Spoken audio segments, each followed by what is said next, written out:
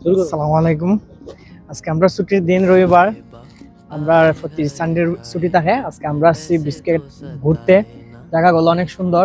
আমরা আসছি, দেখলাম অনেক কিছু, অনেক মূর্তি টুর্তি দেখলাম। এখানে একটা মূর্তি আছে, অনেক সুন্দর জায়গা, কিন্তু এখানে প্রচুর ঠান্ডা। এখানে প্রচুর ঠান্ডা, এটাই সমস্যা, আর কোনো সমস্যা নেই। আসেন এদিকে একটু দেখেন।